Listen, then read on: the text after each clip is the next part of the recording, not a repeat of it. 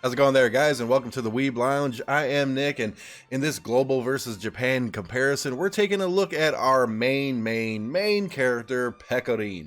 Pecorine, this character is incredibly simple. Even if you had no idea what language she was speaking, she is that simple to understand. Kind of like a German guy with diarrhea.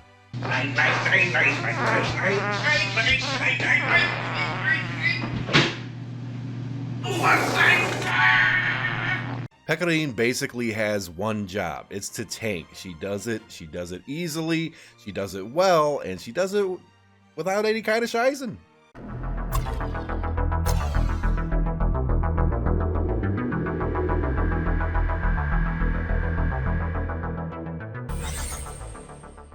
Pecorine is one of our favorites. Along with her two Pecos, she is an ultimate tank. Kinda. Alright, now global and Japan, this character basically has the exact same position, the exact same role, but it kinda, I guess you could say, evolves. Let's check out global first and foremost.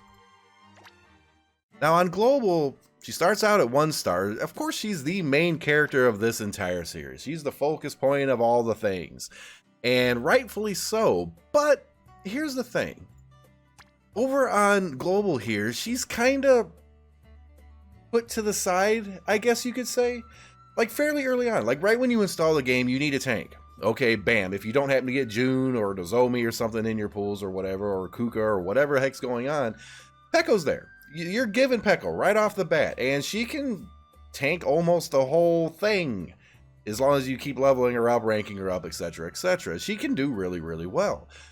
But the problem is as you start to progress and everything, and you get other characters, people tend to prefer to use June, or they'll use Kuka for magic fights and such, or they'll just use Nozomi because Nozomi, you can get her to 5 stars really easily, and she seems to do the job a little bit better and offers just a tiny little heal and such.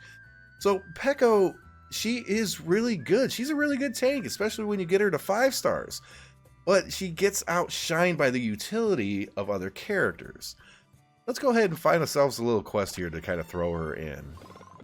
And I have been just going nuts with the clan battles again. They just started again, and yeah, it's a thing. All right, I'm just going to throw Pekko in 1-1 here and just kind of have her just utterly destroy this stuff. It's not a big deal. Now, I said in the intro that she's basically a really simple character. She is. She's a frontline tank. You need a tank? Here you go. Here's Pekko. Okay. Her first skill gives her a magic defense up and a little bit of a heal. It's lunchtime. Her second skill is just a basic singles target attack. EX skill increases up her hit points and all that stuff. The Union Burst is just a really weak kind of hit, but it also increases her defenses. I mean, it's really simple, this character. It's, you know, she heals herself a little bit and she increases her defenses. And she does very minimal damage on the Union Burst. That's all she does. It's a really simple, straightforward character. Solid, straightforward tank. I can't actually express that enough, because what the tendency of folks on global is going to be is once you get other characters, okay, once you get like June, or let's see, where are all my tanks at? Like around here. Well, of course I find Pekko right off the bat. Miyako is considered like king of all tanking unless it's magic based or whatever. And then you got June, which my June is only 4 stars here. 5 soon. And, you know, people will tend to use June, Miyako, or Nozomi. Those are the 3 that everybody just runs to. Pekko just kind of doesn't, you know? She disappears. And I might as well equip that here. There we go. I probably bricked another character, but whatever. I'm the master of doing that. Even Shizuru. Shizuru is kind of like a rear support tank or whatever, so she doesn't really qualify in this regards, but Pekko is just a solid tank up front, but on global just kind of gets relegated to the back. Even at 5 stars. If you get Pekko at 5 stars, yeah, she's usable. You can throw her in one of your Princess Arena groups or something as one of the tanks, and she'll work just fine. You know, she's not relegated to nothingness by any means, but on global, there's just other options that are better really quick. But that does not mean that you should ignore her. Absolutely not. Whenever there's double drop, triple drop events or whatever for hard modes, farm her shards. Get her to 5 stars, get some beyond, because believe me, if you don't do that and do it early on, you are going to regret it very, very quickly. That's what I've been doing. I really don't use Peko all that much, but every day I get a chance, a little extra stamina, or I have to do some refreshes, I'm farming hard mode shards because I know what's coming. And here's what's coming. Now what's coming is this version of Peko.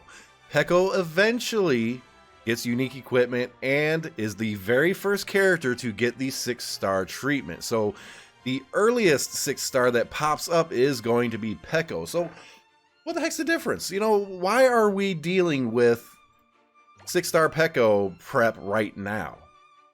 Okay. I mentioned earlier that this character tends to evolve, right? Let's go ahead and throw her into this little thing here. I got her at 208, rank 22, maxed out, refined everything. The only thing I need is one more level boost on her unique equipment, and then she's absolutely capped, which is why I'm farming some Peko shards right now. So it's an extra drop event right now, so yeah. So what changes? Well, she gets a unique equipment that basically upgrades her little lunchtime skill, where she just sits there and, you know, eats. That's what Peko does. She eats, and that's kind of where I got the idea for the stupid fart joke earlier. That's a lot of eating and stuff. If you think about it, as much as Peko eats, she probably has Crohn's disease or something going on there. I don't know. I don't want to. I really don't want to speculate. Okay. Anyways, like, her first skill gets upgraded, so she's getting more magic defense, a little damage absorption barrier. Let's see, a little bit of a larger heal and such. And it kind of goes with the character, especially with the 6-star. The 6-star, as you saw, upgrades her Union Burst to be not that much different, really. It's a different animation, but it still does crap damage, but it still increases her defenses. It's pretty much the same thing. But here's the deal. At least until Nozomi's 6-star hits, when Peko gets her 6-star treatment for a very, very long time, she is regarded as the best tank in the game in terms of overall being able to get her butt whooped ridiculously. Okay, you can put her in, you know, let's say you're trying to do some very hard mode fights and, you know, they're just not treating you very well. All your characters are dying. Okay, you'll find out that quite often the rest of your team in a hard fight will get wiped out. And Peko will be just sitting there like, nom, nom, nom, nom, nom, nom, nom. Where'd everybody go? Whatever. It's almost as if she's immortal at this point, okay? She is ridiculous when she gets that 6-star treatment because it's like she doesn't know how to take damage anymore in some cases. It's absolutely dumb. Like the entire world could have been blown up. It's nuclear Armageddon, and she's just still sitting there eating her rice cake or whatever the heck, just like, oh, apparently something happened back there. I don't know what. I'm just gonna eat. That's Peko. Okay, if you guys didn't watch the anime, didn't pay attention to the storyline or whatever, here's just a little tidbit for you, okay? The little crown on her head, that's what gives her all her incredible crazy powers and stuff. And the reason she is eating all the time, even in mid-combat, is because basically the crown burns calories in order to fuel her super strength and stuff, so she's always hungry and everything. You think she would be literally like a twig or something and everything, and she wouldn't have the 2 Pekos to deal with that we like to deal with. The Pekos are fine. However the crown is working, we're cool with it. Put it that way. Like, share, subscribe, hit that notification button, guys. So, what is the plan? Okay, the plan is on globals. Like I said, she's not a worthless character. She shows up in Princess Arena quite all the time, really. And it's a really good idea to level her up, treat her well. I always say treat her well. Why do I always say treat her well? Because waifu things. Okay, whatever. Treat her well. There we go. Now I solved my own question, and I'm done for that. Get her to 5 stars, and you're going to want another at least 100 extra memory fragments, all right?